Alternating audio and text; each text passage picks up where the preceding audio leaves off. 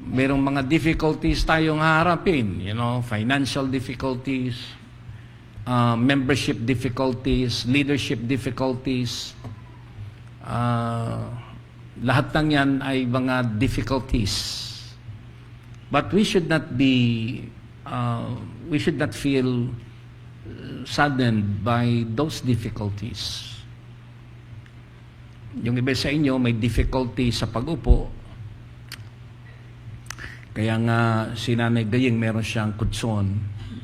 Gamit mo ba, Nanay, yung kutson nyo? Wala. Sino daw po ang nag-alis ng kutson na inupuan ni Nanay Gayeng? Siguro, pagiging project natin this conference here would be cushion sa lahat ng pews. Opo. Ngayon, may isang requirement as you come here, you have to bring your pillow. Baka masarapan kayo sa pagkaupo, makatulog kayo. That would be. Marami tayong gagawin. To tell you honestly, may difficulty rin tayo sa space. With the ongoing expansion and ministries, trends in the programs, mga kapatid, we are lacking of space. Nag-isipan yung pastor na pataasan sana ito. Meron tayong third floor with elevator. Na naaprubahan na po yan. It's just a matter of implementing it, and it's a matter of money. Ngunit bago natin gawin yun, merong some easy way on how to expand. These are the difficulties that we'll be facing. We're looking forward to another conference here that we do not know what will happen. Ngayon lamang ako yung nagbabasa ng bagong discipline. Marami pa ako natuklasan that will shock you. That I thought yung aking senior sa inyo would be the only passage or provision that can be found relative to the issue. At nakadiscover ako na nakatago sa maliliit na mga lengguwahe sa Book of Discipline that would allow, and even the church will not be penalized if you will do it. To put it simply, it is an open and a welcome proposal. These are the difficulties that we'll be facing. Marami na mga churches ang humiwalay.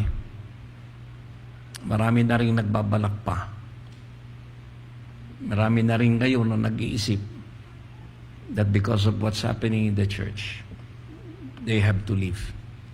Because they would like to stand by the principle and the truth of the Bible and what God has taught us, specifically in the gospel of the Lord Jesus Christ. Now, these are difficulties that we are facing, and there will be a lot more.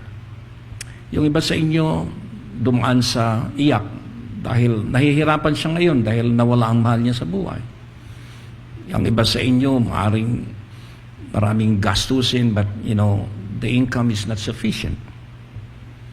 Maaring ang iba sa inyo mga kapatid are having difficulties because all the while you thought that everything is going well, then suddenly something crop up that you felt really would bring you towards hardship. It's a sudden thing. Alam niyo, pag sinabi mong sudden, you're not expecting it. Bigla. Halimbawa, ang ganda-ganda ng takbo ng buhay mo. Bigla. Mayroon dumating. How will you deal with it? Ang gandang-ganda, saya-saya mo kapatid, then suddenly, a simple and a very minor issue crop up. At kung alam niyo, kung isa ng problema, yung difficulty niyan, nanggagaling yan sa mga maliliit na bagay until it will become a blown up issue in our lives. Kung minsan mag-asawa, nagkukwentuhan lang, suddenly, nagtataasan na ng boses. Maya-maya, inuungkat na ang mga issue nung pampanahon ni Magellan. Hindi po ba? Kumisan mga kapatid, nagkukwentuhan lamang, maya-maya, nagsasaksakan. These are sudden things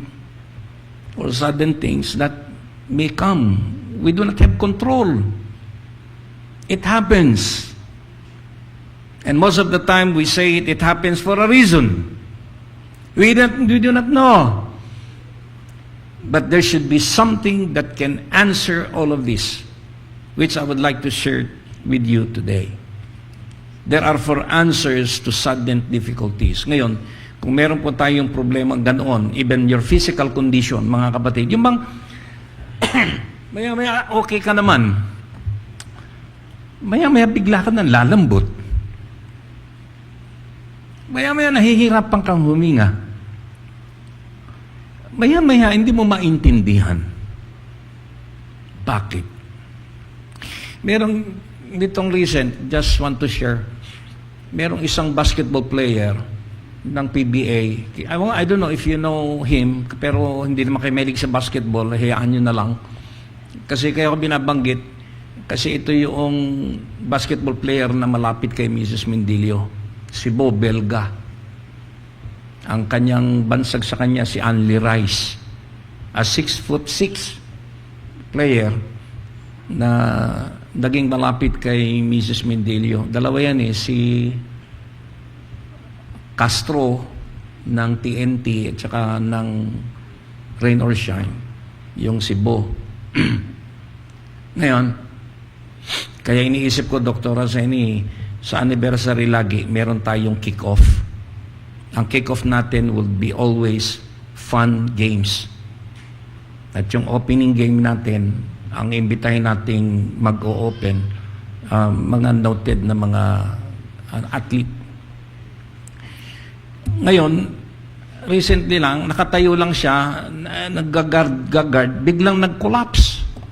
Hindi naman siya nasiko, hindi naman siya naging violent during the game, pero bumagsak doon sa court.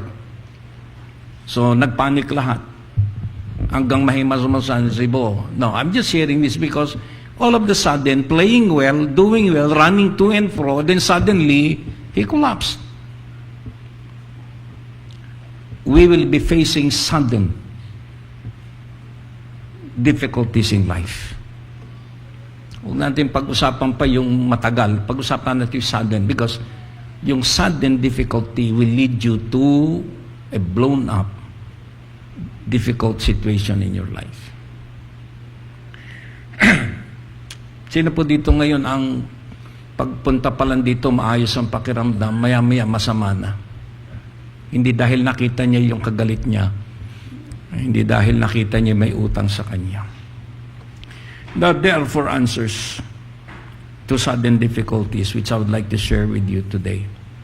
Now, if you feel that there is a difficulty suddenly coming into your life, to your mind, and whatever you do, ito po ang pwede ninyong gamitin, which I normally do.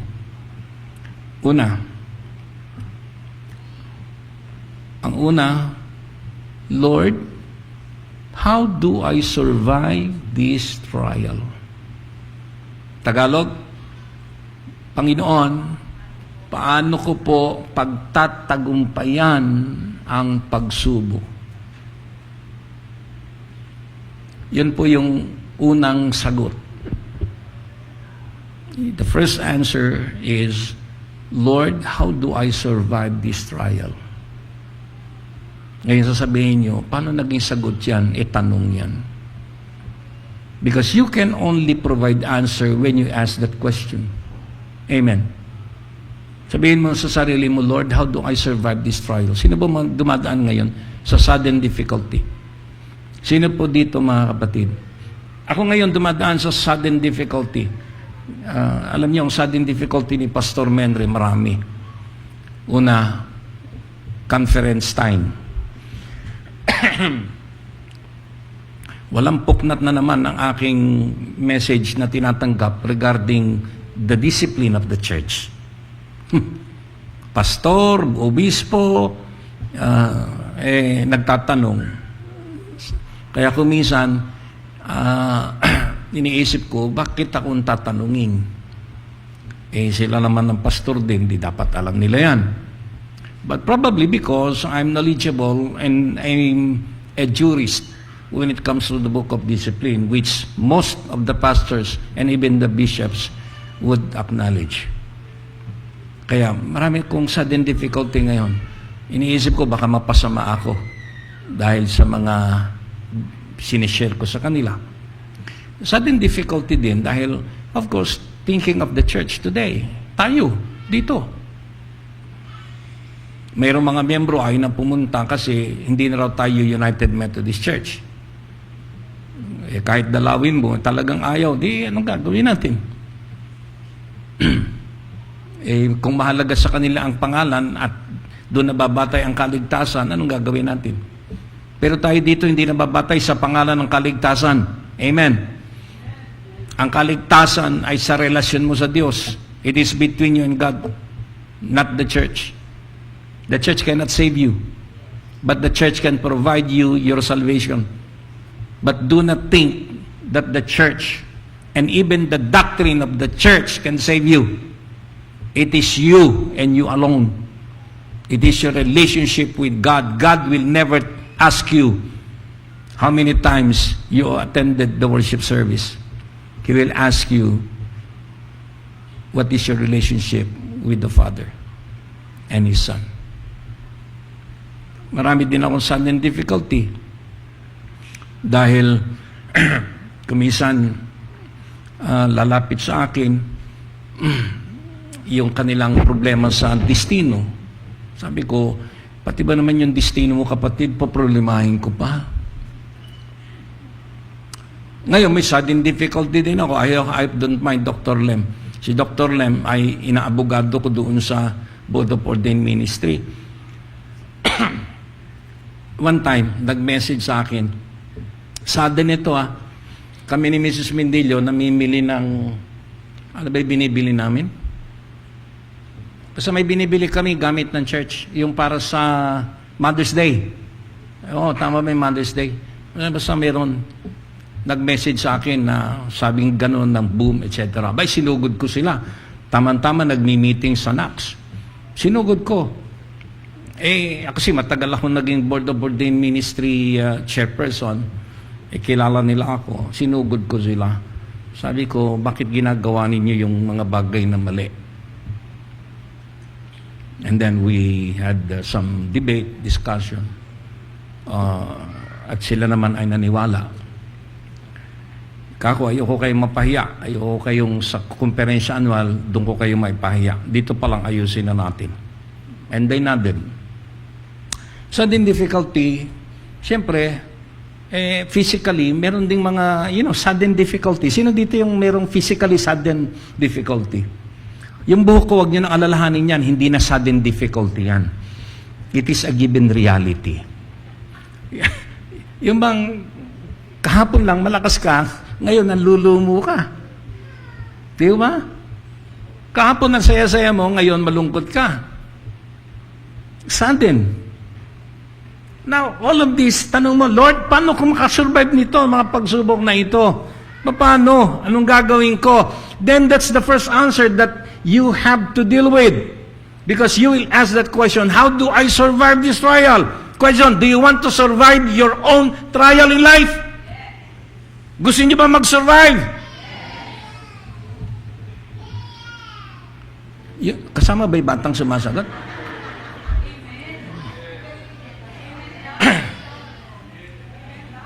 Amen daw. Praise be to God. Alam niyo, isisingit ko na. Ang balak ko ngayon, doon sa mga alam niyo, napakaganda ng ating children's ministry. Kasi nakafocus tayo sa mga anak. We are not wasting our time and investment for them. Huwag kayong manghihinayang, mga kapatid, when it comes to finances, to invest. They would be the next leaders. Kung kayo po, mga kapatid, alam niyo, senior citizen na kayo, huwag na kayong magdadamot. Ibigay ninyo at suportahan ninyo. Sila ang next leader. Meron mga graduate na mga bata, 12 years old, MYF na yan eh. 12 years old, MYF na. Yung mga 11 below, yan ang mga children. Eh ngayon, yung sa ilang-ilang, sabi ko, pinag-iisipan namin sa Nurture at Belen, di ba nasabi ko, let's make use of our van.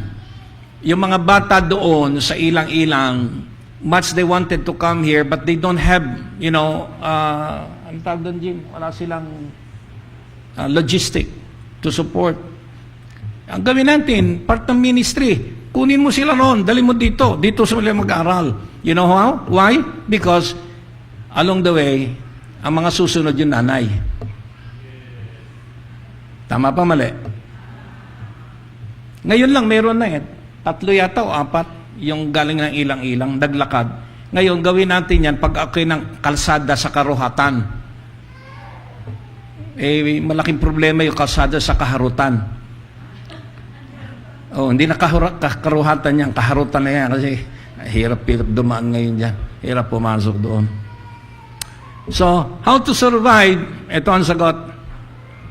In addition to all this, take up the shield of faith with which you can extinguish all the flaming arrows of the evil one. What's the first answer to sudden difficulties? Ang sabi po dito ni Pablo sa mga taga-Epeso, take up the shield of faith. So what's the answer? Sa sudden difficulty, kailangan kapatid, pagganahin mo ang shield ng iyong pananampalataya. Because when we are facing sudden difficulty and even difficulties in life, the only weapon that we can use is our faith. Amen. Tanong, may faith po ba kayo? Sigurado po. Anong klase pong faith? Ba't natahimik kayo? What kind of faith? You know, it's very easy to say faith. Babasahin ko sa inyo kung bakit ang pananampalataya na ito ang kailangan natin. Hebrews chapter 11 verse 1. Di ko na idigay dyan. Now, faith is being sure of what we hope for and certain of what we do not see. By faith, in verse 3, by faith we understand that the universe was formed at God's command, so that what is seen was not made out of what's visible. Mga kapatid, faith is being sure of what we hope for and certain of what we do not see.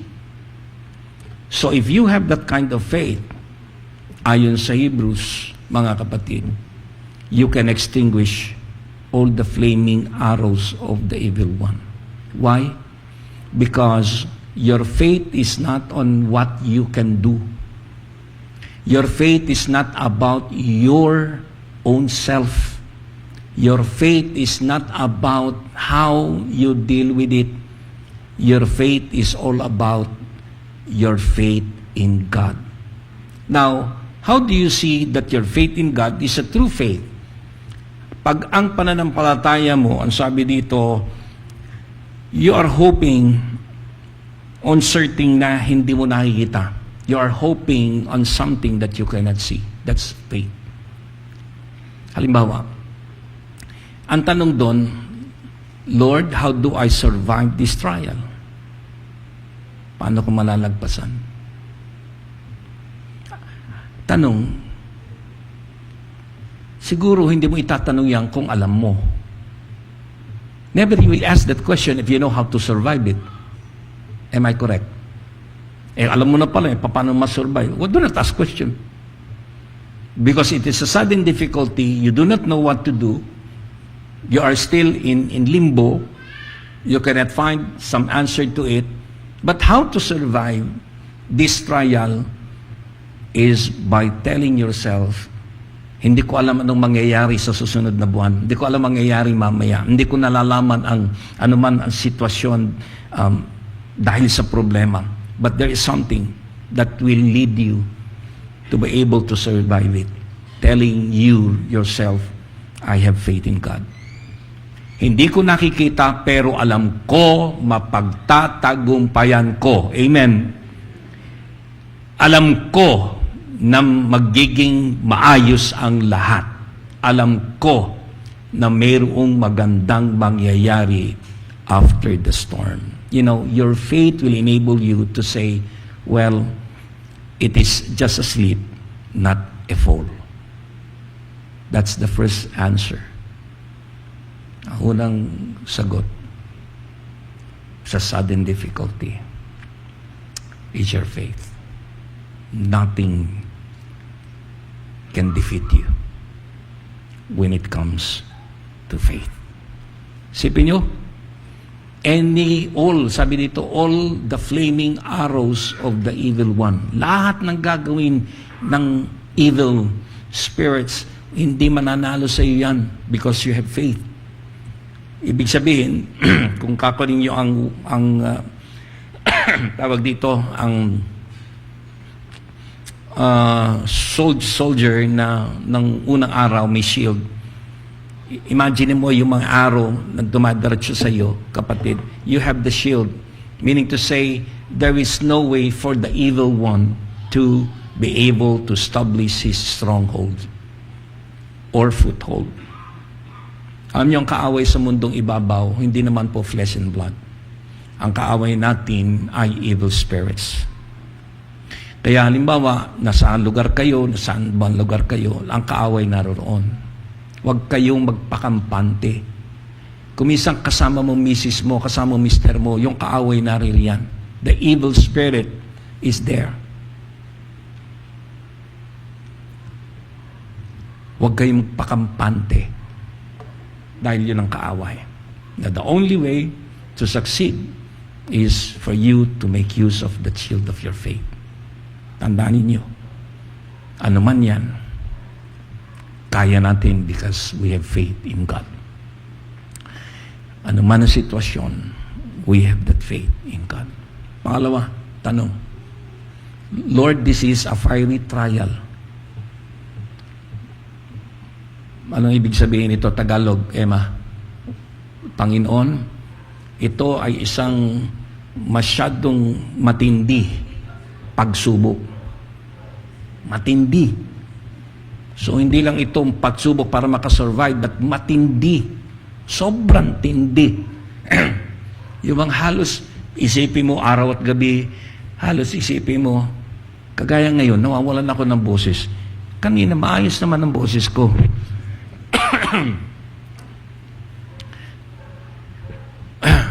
Kailangan ko yatang mag-coke, o kaya royal.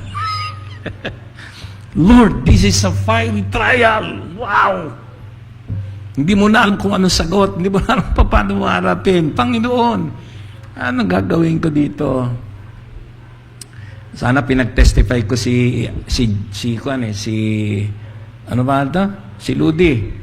Nag-testify na ba si Ludi dito? Nag-testify? Kung paano dumating sa buhay nila. Nandito, tutuwa ako. Nandito, Danny, ako'y natutuwa, narito ka. Hindi ba sa pagsubok? It's a fiery trial, unbearable, so hard, so difficult to face. Anong ikalawang sagot?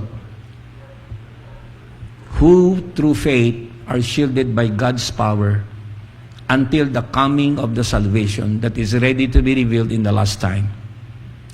In all this, you greatly rejoice, though now for a little while you may have had to suffer grief in all kinds of trials. Matindi. Alam niyo kung bakit fiery trial? Kasi mayroong suffering, mayroong grief. Alam niyo kung yung trial lang ninyo, simple-simple lang, sudden lang, hindi kayo iyak dyan. Hindi ka magsasuffer. But if that becomes a fiery trial, ano ang labas?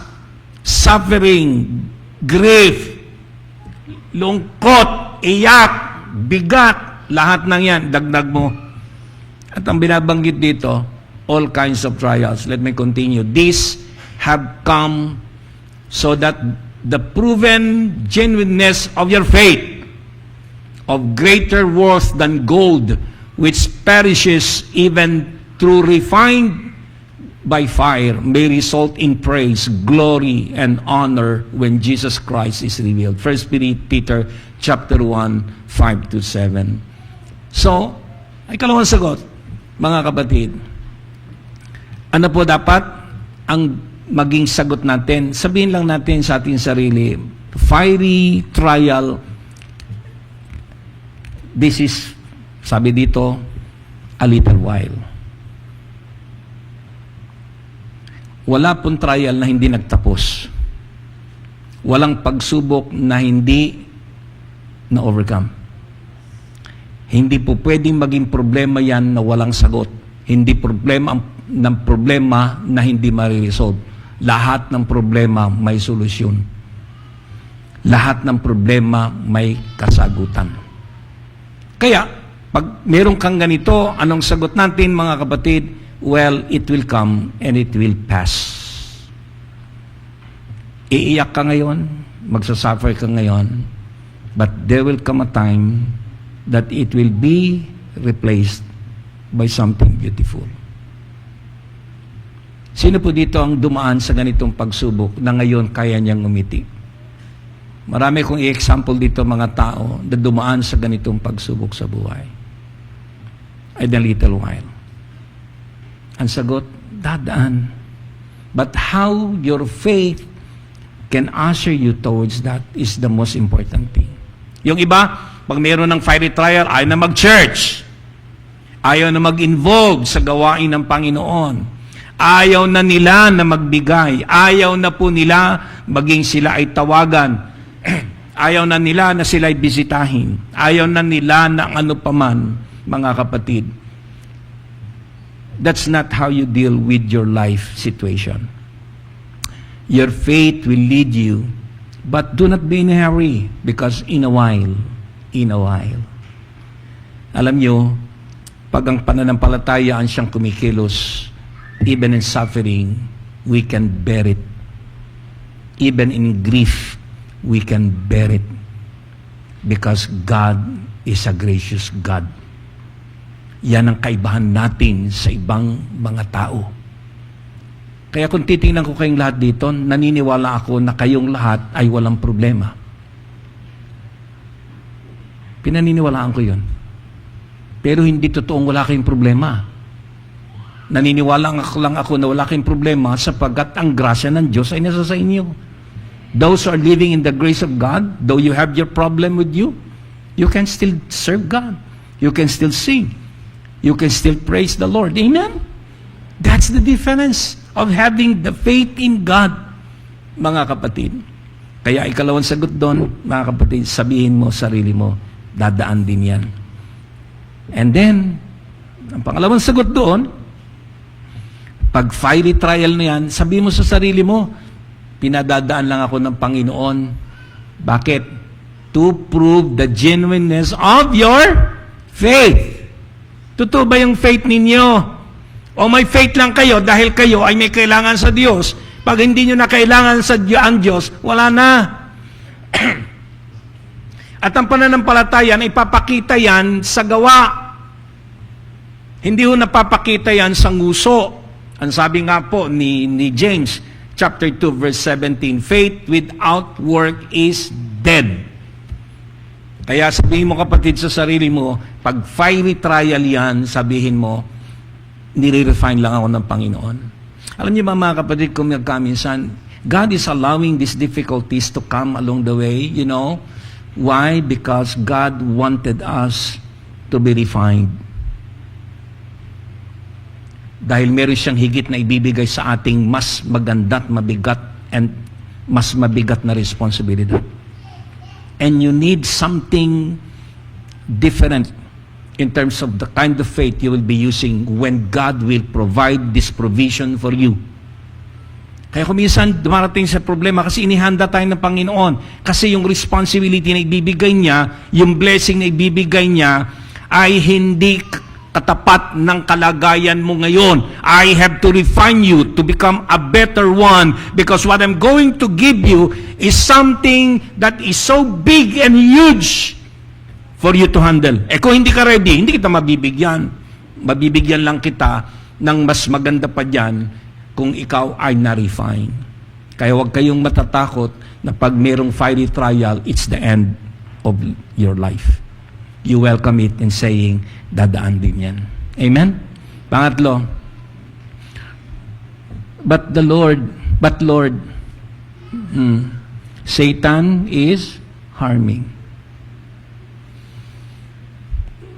Alam niyo, pag may trial ka, pinagdadaanan mo, pero pag si Satanas kumikilos na to harm you, that's a different issue. If there is an evil spirit coming in na nagbibigay lang sa iyo ng burden, ay makikita mong okay lang. But when Satan is now harming you, that's a different notion. Ako po ay nasa spiritual warfare and deliverance for a long, long time. Alam niyo, may mga evil spirit na, well, madali lang silang i-subdue. But there are evil spirits that are so difficult to handle because they are harmful. When Satan is in control directly, then the work of Satan is to harm. Wala hong gagawin si Satanas para kayo ay hele-hele. Ang gagawin ni Satanas sa inyo is to harm you. Bigyan kayo ng matinding harm. Ano ba tawag dito? Yung Tagalog, harm. Harm. Kapahamakan. Matindi, kapatid. Pag naglagay si Satanas ng isang nakakahindik na kalagayan sa buhay mo, kapatid, even your life is at stake. Your relationship with your loved ones is at stake. Everything is at stake. And even death is part of that harmful work of Satan. Kung dumarating ka sa sudden difficulty mo, kapatid, sabi mo, si Satan na harm ako masyado. Anong sagot? You intended to harm me, but God intended it for good to accomplish what is now being done, the saving of many lives. Ano sabi po dito? Ang intention ay sirain ka, pero ang Diyos, ang kanyang intensyon ay i-accomplish ang mas magandang mga bagay para sa mas maraming kapakanan. Anong ibig sabihin, mga kapatid? Dahil si Satanas ay nananakit. Ang sasabihin mo sa sarili mo, kahit masakit, naniniwala ako na ginagamit ako ng Panginoon or gagamitin ako ng Panginoon sa higit pang mapanagutan na gawain dahil mas maraming nangangailangan. That's the kind of answer that we need when we are experiencing that sudden difficulty in life. Huwag mo sabihin, kapatid, mananalo si Satanas. Ay, huwag kang papayag. Sabihin mo, ang Panginoon ang siya magbibigay sa akin para magtatagumpay ako. He is the one. Bibigyan ko kayo ng formula. Pag alam ninyo that Satan is harming you, at sudden difficulty come, sasabihin nyo lang, in Jesus' mighty name. In Jesus' mighty name, then you have to declare. Kung ano yung difficulty na yon at that very time, but your faith must be at work. Do not just simply say it for the sake of saying. Your faith must be at work and saying, in the name of the Lord Jesus Christ, I declare. You can declare it. At anything that Satan is doing something to you and harming you, say it. Kung halimbawa, meron kang nahihirapan ka, in Jesus' mighty name, I declare that these eyes, that the spirit in me, kahit ano yan, sabihin mo, in the name of Jesus, be gone. And even use the word cancel. You even use the word defeated. That's how you deal. That's the answer that you can use. And lastly, the question, Lord, what do I do? Ano na po ang gagawin ko? Sino po dito ang dumaan sa maigpit ng pagsubok, tinanong niya ang Diyos, Panginoon Diyos, ano na ang gagawin ko? Paano na ako? Nawalan ako ng mahal sa buhay. Nawalan ako ng trabaho. Nawalan ako ng mahalagang mga bagay sa aking buhay. Maraming nawala. Nangihina na rin ako physically. What do I do? Kailangan bang lumayo ako sa iyo? Kailangan bang mawala ako? Kaya iba suicide? What do I do? Anong sagot? This is the answer. Proverbs 3:5. Trust in the Lord with all your heart and lean not on your own understanding. You know, the reason why we are getting weak is because we are leaning on our own understanding. Tama, mali? So how to deal with it? You trust in the Lord. Ang problema, we trust in the Lord, pero may kulang. Anong kulang? With all your heart. We always trust the Lord, pero walang with all your heart. Sige, nagtatrust ako sa Panginoon. Pero hindi kasama ang puso. Pag hindi mo isinama ang puso mo, meaning to say, you're leaning to your own understanding, not trusting the Lord. Because whatever happens, mga kapatid, naniniwala ka na dahil sa tiwala mo sa Panginoon, alam ng Diyos ang pinakamainam para sa iyo. Alam ng Diyos kung paano niya ibibigay sa iyong pangangailangan mo. Alam niya ang time, alam niya ang day, alam niya ang specific na kaparaanan para mangyayari yun. It will never happen to you unless you put your heart on it. That's the answer. Paano gagawin ko, Panginoon? Di magtiwala ka sa Kanya, pero isama mo yung puso mo. Huwag mong paganahin yung sarili mo. Paganahin mo ang tiwala mo sa Diyos galing sa puso mo. Kahit mahirap, just put your trust in the Lord. Amen? He did evil because he had not set his heart on seeking God. This is another answer. Ang problema sa 2 Chronicles 12:14, he did evil because he had not set. Ibig sabihin, gumawa siya ng masasamang bagay sa buhay niya. Ano ang naging problema ng tao na ito? Sapagkat hindi niya isinet ang kanyang puso sa paghahanap sa Diyos.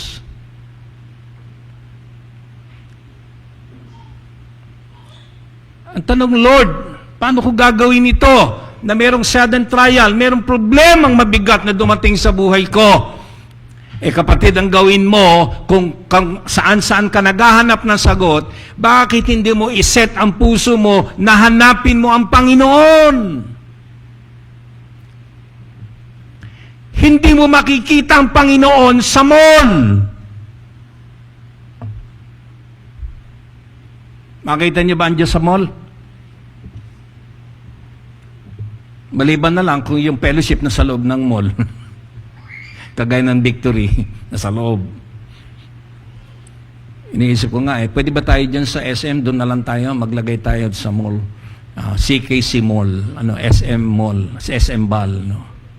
Magkano ba ang rental? 40K? Pwede na. Anong gin ang tingin mo?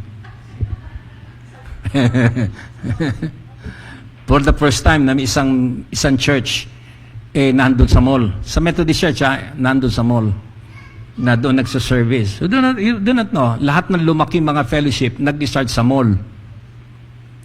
Ang CCF sa mall nag-umpisa. Ang malaki din, yung GCF, yung Green Hills, sa mall nag-umpisa. Word of Hope, sa mall nag-umpisa. At iba pa, sa mall nag-umpisa.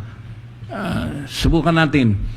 Diyan tayo sa mall mag-umpisa. Pero may space pa ba riyan? Meron pa?